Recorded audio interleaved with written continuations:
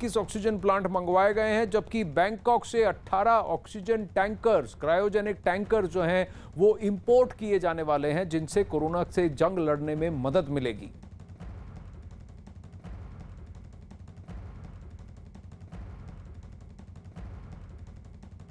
अगले 1 महीने के अंदर दिल्ली में हम 44 ऑक्सीजन के प्लांट्स लगाने जा रहे हैं, 44। इसमें 8 प्लांट्स केंद्र सरकार लगा रही है, वो कुछ बीच में डिले हो गया था, जो भी कारण रहे, लेकिन अब उम्मीद है कि 30 अप्रैल तक ये शायद 8 प्लांट्स लग के तैयार हो जाएंगे और 36 प्लांट्स ऑक्सीजन के दिल्ली सरकार लगा रही है, जिसमें से मैंने बताया जैसे आपको 21 प्लांट्स फ्रांस से आ रहे हैं और बाकी 15 प्लांट्स हमारे देश के हैं। तो 36 ऑक्सीजन के प्लांट्स अगले 1 महीने के अंदर दिल्ली सरकार लगा रही है। इन 44 प्लांट्स को अलग अलग अस्पतालों में जब लगाया जाएगा तो उससे ऑक्सीजन की सप्लाई काफ़ी इम्प्रूव होगी। फ्रांस से हम लोग 21 ऑक्सीजन के प्लांट इंपोर्ट कर रहे हैं। रेडी टू यूज़ प्लांट्स हैं ये और तुरंत इनका इस्तेमाल शुरू किया जा सकता है। इससे भी इनको 21 ऑक्सीजन के प्लांट्स को अलग अलग अस्पतालों में लगा देंगे तो उन अस्पतालों में ऑक्सीजन की कमी दूर करने में हम लोगों को मदद मिलेगी।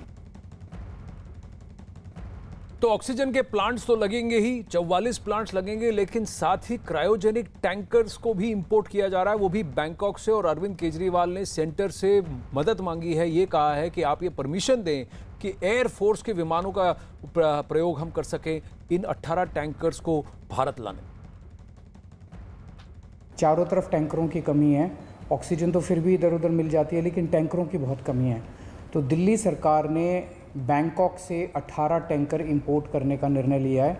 ये टैंकर कल से आने चालू हो जाएंगे और केंद्र सरकार से हमने इसके लिए एयरफोर्स के प्लेन्स देने के लिए रिक्वेस्ट किया। उनका काफ़ी सकारात्मक रवैया रहा है, बातचीत चल रही है और मैं पूरी उम्मीद करता हूं कि बातचीत सफल रहेगी। केंद्र सरकार का भी पूरा सहयोग मिल रहा है इसमें। प्रियंका कांडपाल हमारे साथ जुड़ रही है। प्रियंका, ये कहें देर आए दुरुस्त आए।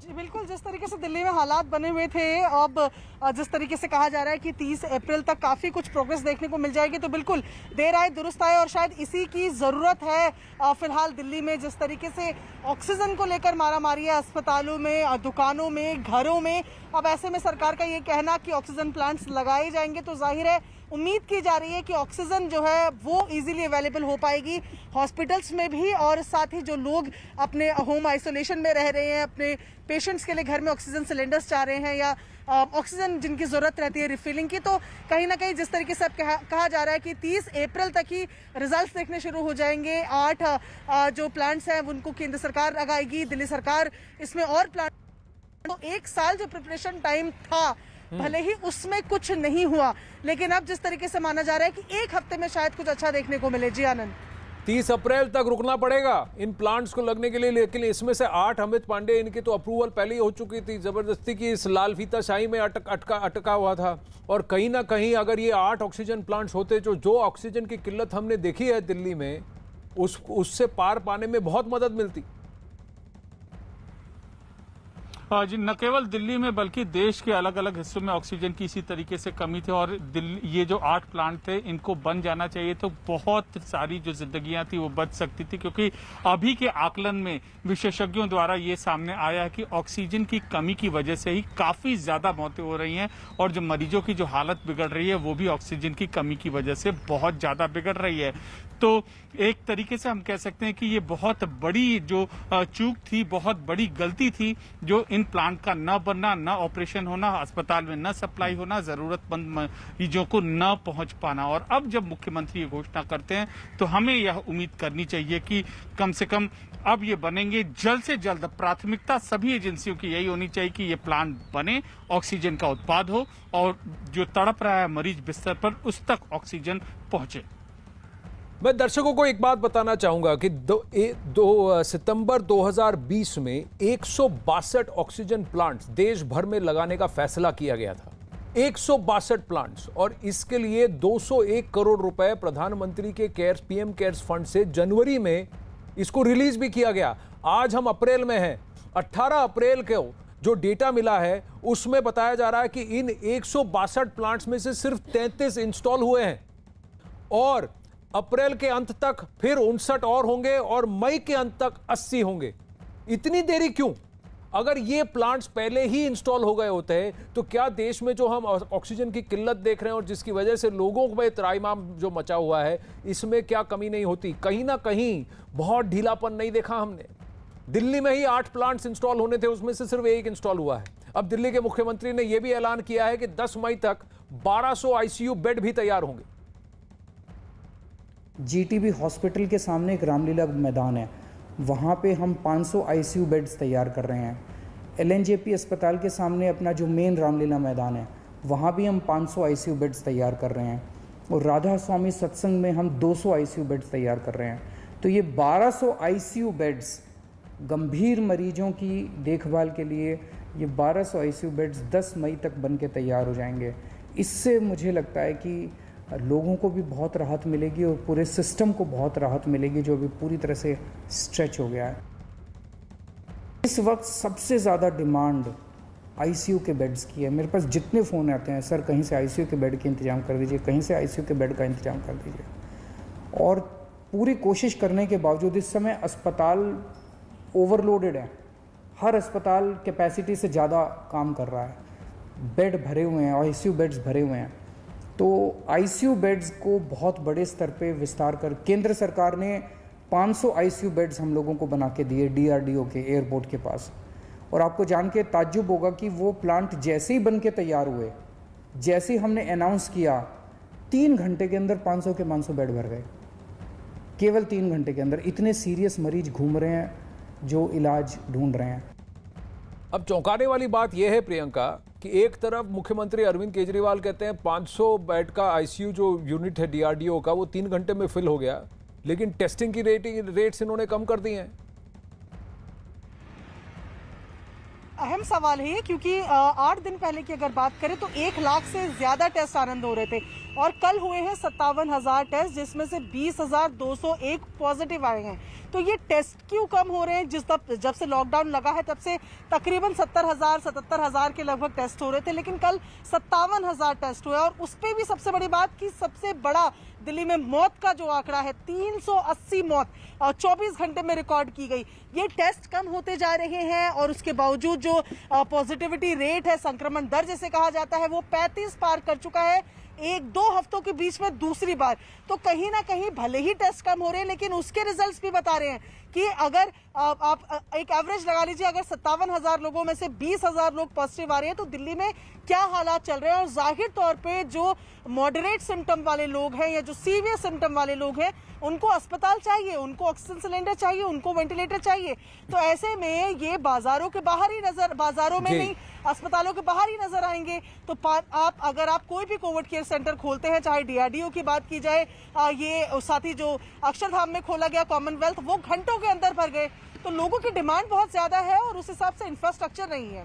लेकिन अमित, अगर लॉकडाउन का फैसला लिया गया, दिल्ली को बंद करने का फैसला लिया गया, वो भी अप्रैल की शुरुआत में, तो फिर इन बेड्स का इजाफा जो करना था ये उस वक्त क्यों नहीं लिया गया? क्या ये पूछना गलत है? देखिए, बिल्कुल वाजिब सवाल है आनंद जो आपने उठाया है। बेड का इंतजाम किया जाना चाहिए था जैसे ही लॉकडाउन का अनाउंसमेंट हुआ और उस तादाद में बेड नहीं बढ़े, और जिसका नतीजा ये है, आप देख रहे हैं कि इतना ज्यादा मरीजों का आज प्रेशर बढ़ रहा है। हमारी सहयोगी प्रियंका अभी कह रही थी कि जिन आंकड़ों का जिक्र कर रही थी, 30% से ज्यादा पॉजिटिविटी रेट है दिल्ली में इस वक्त। तो ये अंदाजा लगाया जा सकता है कि कितनी ओवर स्ट्रेच्ड है मेडिकल फैसिलिटीज और मेडिकल व्यवस्था। अब युद्ध स्तर पर अनाउंसमेंट अलग अलग एजेंसियां कर रही हैं। दिल्ली सरकार ने किया है, केंद्र सरकार ने किया है, डीआरडीओ ने अपनी फैसिलिटी शुरू की है, राधा स्वामी सत्संग ब्यास में Sardar Patel Covid care centre की शुरुआत हुई है, कॉमनवेल्थ गेम्स विलेज में कोविड केयर सेंटर की शुरुआत हुई है, रामलीला ग्राउंड के आगे बनेगा, मेन रामलीला ग्राउंड में बनेगा। लेकिन जल्दी से जल्दी युद्ध स्तर पर 24 घंटे काम हो के इनको ऑपरेट होना चाहिए आनंद। नहीं तो बहुत ये तो अब तक ऑपरेशनल हो जाना चाहिए था। अब तक तो इन्हें ऑपरेशनल हो जाना चाहिए था 15 अप्रैल तक तो इन्हें ऑपरेशनल हो जाना चाहिए था। हम तो 27 अप्रैल को मुख्यमंत्री ये कह रहे हैं कि भाई हम इसको कराने वाले हैं। तो कहीं ना कहीं ये जानने की जरूरत है कि आपने पहले वेव के बाद आपने क्या सीखा। अगर आप खुद मान रहे हैं कि यहाँ तीसरा या चौथा वेव है दिल्ली में, तो आपने क्या सीखा और क्यों इसमें इतनी देरी क्यों हो रही है? जबकि आपको तो दूरदर्शी माना जाता है, आपको तो ऐसे व्यक्ति माना जाता है जो आगे की सोचते हैं। तो अगर ऐसी बात है और आपकी पूरी टीम है ग्राउंड पर और आपको साथ भी मिल रहा है सेंटर का, तो क्यों ऐसा नहीं हुआ दिल्ली के इलाकों में? ये सवाल बहुत लोग पूछ रहे हैं। वहीं आप बने रहिए अमित और प्रियंका मेरे साथ। वहीं कोरोना के बढ़ते मामलों के बीच लोग एक दूसरे की मदद भी कर रहे हैं। दिल्ली के इस्कॉन मंदिर जो है हर दिन 14,000 कोरोना पॉजिटिव लोगों को खाना पहुंचा रहा है। इस्कॉन मंदिर में खाना बनाने से लेकर पहुंचाने तक का पूरा तमाम जो काम हो रहा है पूरे एहतियात के साथ किया जा रहा है। सारे प्रोटोकॉल्स फॉलो किए जा रहे हैं। लोग मास्क और दस्ताने पहनकर खाना बना रहे हैं। कोरोना की दूसरी वेव से पूरा देश परेशान है और सबसे ज्यादा परेशान है वो लोग जो इसके मरीज हैं। एक सोशल स्टिग्मा भी कोविड पेशेंट्स के साथ जुड़ा हुआ नजर आता है।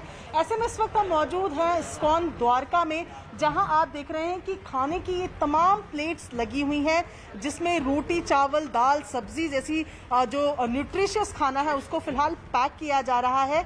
इस्कॉन द्वारका से प्रद्युमन प्रिय जी हमारे साथ यहाँ पर हैं। क्या सोच है और किन के लिए ये खाना जा रहा है? ये जो द्वारा कोविड की वेव आई है, तो इस समय सबसे बड़ा जो चैलेंज है, जो कोविड के पेशेंट हैं उनको घर में खाने की बहुत ज़्यादा समस्या आ रही है। तो जो हमारे जीवीसी हैं परम पूज्य गोपाल कृष्ण गोस्वामी महाराज, उनका हम लोगों को जो है संदेश मिला कि आप किसी भी तरह से इन लोगों के घर तक खाना पहुंचाइए। तो हम सब जो है लगे हुए हैं और कोशिश कर रहे हैं कि पूरे दिल्ली में जो भी कोविड पेशेंट और जिनको इस भोजन की ज़रूरत है, हम उनको जो है घर पर डिलीवरी कर सकें। यहाँ पर आप देख रहे हैं कि देखिए किस तरह से एक के साथ एक प्लेट्स यहाँ पर लगी हुई हैं और लगातार जो वॉलंटियर्स हैं, जो सेवादार हैं, वो किस तरीके से यहाँ सर्व कर रहे हैं। खास बात आप ये देखिए कि तमाम लोग जो खाना सर्व कर रहे हैं, सबके हाथों में ग्लव्स हैं, सबने N95 मास्क पहने हुए हैं, सबके सर ढके हुए हैं, यानी कि प्रिकॉशन पूरी तरीके से ली जा रही है। समाज में ऐसे लोग हैं जो इस मुश्किल वक्त में आगे आ रहे हैं और लोगों की मदद कर रहे हैं। राजस्थान में कोरोना की मुश्किल घड़ी में लोग एक दूसरे की मदद कर रहे हैं। जयपुर में विकास समिति 500 बेड का अस्पताल शुरू करने जा रही है, जिससे कोरोना मरीजों का इलाज हो सके। राजस्थान में कोविड मरीजों का आंकड़ा जिस तेज़ी से बढ़ता जा रहा है और जिस तेज़ी से ऑक्सीजन की मांग बढ़ती जा रही है, उतनी ही मुश्किल होती जा रही है सरकार के सामने इंतज़ाम करना। अब आम लोग आगे आए हैं। राजस्थान के जयपुर के एक मोहल्ले की विकास समिति, श्यामनगर विकास समिति, वो आगे आई है और जिस जगह पर हम खड़े हैं ये एक प्राइवेट अस्पताल है जो पिछले 2-3 साल से बंद था। इस बिल्डिंग के अंदर कोविड केयर सेंटर शुरू किया जा रहा है। पूरी इस बिल्डिंग के अंदर सेटअप अभी तैयार किया जा रहा है। प्रदीप गुगलिया हैं, श्यामनगर विकास समिति के अध्यक्ष हैं। इनके साथ में 2000 लोग मेंबर्स हैं जो इस काम को करने जा रहे हैं। प्रदीप जी, ये जो आप शुरुआत करने जा रहे हैं, कैसे करेंगे आप? मैं प्रदीप गुगलिया श्यामनगर विकास समिति का अध्यक्ष हूँ। हमारी सोसाइटी करीब 30 सालों से रजिस्टर्ड और ऑडिटेड सोसाइटी है।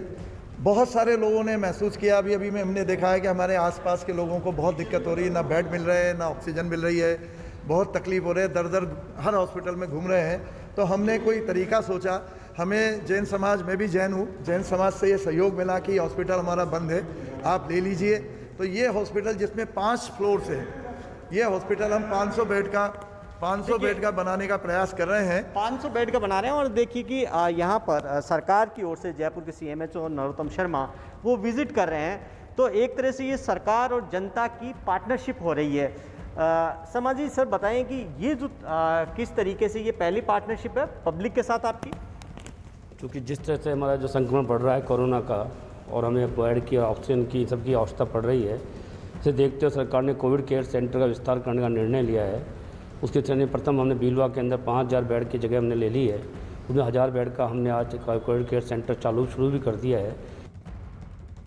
गवर्नमेंट और पब्लिक की इस पार्टनरशिप को सलाम। वहीं मध्य प्रदेश की राजधानी भोपाल में कोरोना के विकट संकट की घड़ी में यंग ब्रिगेड दीवार की तरह खड़ी हो गई है। ये यंग ब्रिगेड ज़रूरतमंद लोगों की मदद कर रही है। होम आइसोलेशन के मरीज या फिर अस्पताल के हर जगह मदद पहुंचाई जा रही है। हर रोज़ ज़रूरतमंद लोगों को राशन और खाने के पैकेट भी दिए जा रहे हैं। इस मदद से मरीजों के साथ साथ उनके परिजनों को भी बड़ी राहत मिल रही है। भोपाल के रॉयल राजपूत संगठन के युवा टीम जो है वो इसमें जुड़े हुए हैं, जो एम्स, जेपी समेत कई अस्पतालों में मरीजों और उनके परिजनों तक खाना पहुंचाने का काम कर रहे हैं। हर रोज़ ये काम कर रहे हैं। पिछले 5 दिनों में 1200 से ज़्यादा पैकेट ज़रूरतमंदों को दिए जा चुके हैं। इसके अलावा युवाओं की एक टीम हर रोज़ गरीबों को राशन बांटने का भी काम कर रही है। टीम में शामिल मान सिंह और उनकी टीम ने एक बड़ा किचन बनाकर रखा है। यहाँ पर आपसे और समाज के सहयोग से खाना बनाया जाता है। यहीं से खाने के पैकेट भी अपनी कार के जरिए लोगों तक पहुंचाए जाते हैं। इस ग्रुप में सोशल मीडिया पर और अस्पतालों के बाहर अपने नंबर को भी लिख दिया है और बांट दिया है, सर्कुलेट किया है। होम आइसोलेशन में भी मदद पहुंच रही है। युवाओं की टीम भोपाल में आइसोलेशन में रहने वाले मरीजों तक भी खाने के पैकेट पहुंचा रही है। अब कोरोना की वजह से पूरे देश में तबाही का मंजर है। अस्पतालों के हालात खुद आईसीयू में जाने के लायक हो गए हैं। लोग अपने घर के बीमार लोगों को अस्पताल में दाखिल कराने के लिए दर दर भटकते भी दिखाई दे रहे हैं। ज़्यादातर बीमारों का एक ही सवाल है कि जैसे भी हो उन्हें ऑक्सीजन मिल जाए। ऐसे में मध्य प्रदेश में एक डॉक्टर ऐसे भी हैं जो अपने हॉस्पिटल में बिना ऑक्सीजन के ही मरीजों का इलाज कर रहे हैं। दिल्ली के सर गंगाराम अस्पताल के डॉक्टर रह चुके डॉक्टर बघेल का दावा है कि ऑक्सीजन केवल 80 तक पहुंचने के बावजूद घबराने की ज़रूरत नहीं है। ऑक्सीजन लेवल अगर आपका घटकर 80 तक हो जाए तब तक भी आपको घबराने की ज़रूरत नहीं है। बस कुछ दवा और एक्सरसाइज से मरीज़ को आराम मिल सकता है। ऐसी दवा क्या है, कैसे किया जा रहा है कि विशाल बघेल अभी तक कोरोना से पीड़ित कई मरीजों को वो राहत पहुंचा चुके हैं। आपका ऑक्सीजन कहाँ तक चला गया था? 80 तक आपका ऑक्सीजन चला गया था। आप कितने दिन पहले भर्ती हुए थे? 4-5 दिन पहले। आप भर्ती होने के बाद में आपने एक भी बार ऑक्सीजन लगाई? नहीं लगाई। बिल्कुल ऑक्सीजन नहीं लगाई। आज आपका ऑक्सीजन कितना है? मेरा है 96, 95, 96 है। बिना ऑक्सीजन के आप ठीक हो गए। आपने क्या किया बताइए? मैंने ये जो इंस्ट्रूमेंट है इससे एक्सरसाइज की है। मेनली आपने व्यायाम किया? जी। मेनली आपने व्यायाम किया, फेफड़ों का व्यायाम किया। फेफड़ों करके दिखाइए एक बार। इसको ऊपर उठाइए, थोड़ा इसको ऊपर उठाइए। तो फेफड़ों का व्यायाम किया है जिसकी वजह से ऑक्सीजन दर जब तक 80 के नीचे नहीं पहुंचा उसको वापस उठाकर 95-96 तक कर दिया। ऐसा कर रहे हैं डॉक्टर, वहां पर बहुत बढ़िया काम कर रहे हैं। वहीं कोरोना की इस महामारी के सबसे मुश्किल दौर में जब लोग अपनों से मुंह मोड़ रहे हैं, ऐसे में संगम नगरी प्रयागराज से बेगानों को अपना बनाने की खबर सामने आ रही है जो हौसला भी देती है और भरोसा भी। अभी इंसानियत जिंदा है। प्रयागराज में एक शख्स ऐसा है जो परेशान और ज़रूरतमंद लोगों की मदद कर कर मसीहा साबित हो रहा है। मुस्लिम समाज से ताल्लुक़ रखने वाला ये शख्स लोगों को मदद पहुंचाने के लिए रमज़ान के पाक महीने में रोज़े तक भी नहीं रख पा रहा है। फैजुल नाम का ये शख्स कोरोना के मुश्किल वक्त में गरीबों और दूसरे ज़रूरतमंदों को न सिर्फ मुफ्त में शव वाहन मुहैया करवा रहा है बल्कि अनाथ लोगों की अर्थी को कंधा देकर उनका अंतिम संस्कार भी करा रहा है। फैजुल खुद गरीब परिवार से है लेकिन इसके बावजूद वह लोगों को मुफ्त शव वाहन मुहैया कराकर तमाम लोगों और सिस्टम को सरेआम आईना दिखाने का काम कर रहा है। कोरोना की महामारी के इस मुश्किल दौर में जब हर रोज़ प्रयागराज में दर्जनों मौतें हो रही हैं, शवों के अंतिम संस्कार के लिए शमशान घाटों पर घंटों लाइन में लगकर इंतज़ार करना पड़ रहा है, उस वक्त में फैजुल लोगों के लिए मददगार के रूप में सामने आए हैं।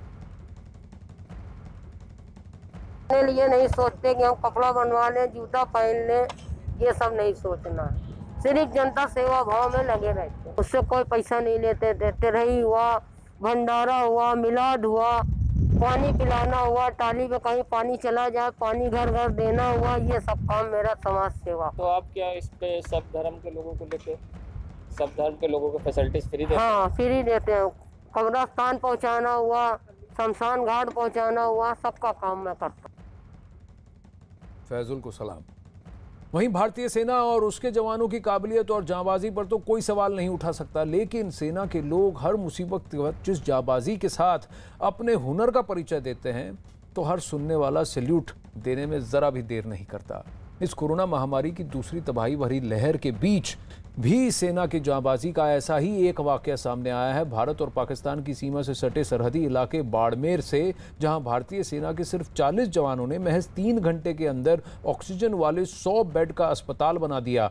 देर रात 9 बजे शुरू हुए ऑपरेशन को महज 3 घंटे में पूरा कर अत्याधिक सुविधाओं वाले अस्पताल को तैयार करके जिला प्रशासन के सुपुर्द भी कर दिया।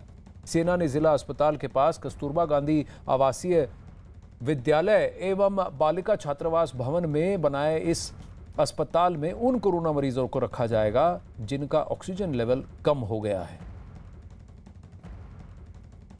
डिस्ट्रिक्ट एडमिनिस्ट्रेशन ने आर्मी को रिक्वेस्ट किया था 100 बेड लगाने के लिए। तो 100 बेड पहले हमने इंजीनियरिंग कॉलेज के अंदर लगाए थे एंड काफ़ी अच्छा सेटअप था, बट चूँकि शहर से काफ़ी डिस्टेंस होने के कारण और कुछ समस्याएं थी लोकल एडमिनिस्ट्रेशन की, तो हमें उन्होंने रिक्वेस्ट किया कि अगर हम वो सारे बेड शिफ्ट करके इस हॉस्टल के अंदर लगा सकें।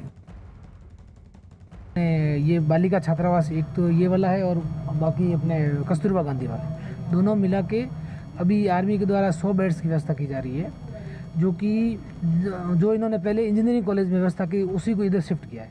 उसका कारण ये रहा कि वहाँ थोड़ी दूरी ज़्यादा पड़ती थी, तो लॉजिस्टिक है, ह्यूमन रिसोर्स को वहाँ डिप्लॉय करना थोड़ा मुश्किल होता था। अभी यहाँ पे डॉक्टर्स है जो मतलब आसानी से आ सकते, क्योंकि ये एक तरह से हॉस्पिटल का एक्सटेंशन ही हो गया है, मतलब हॉस्पिटल का विस्तार हो गया है कि 100 बेड हॉस्पिटल में एक्स्ट्रा बढ़ गए हैं एक साथ ये सेना के सहयोग से।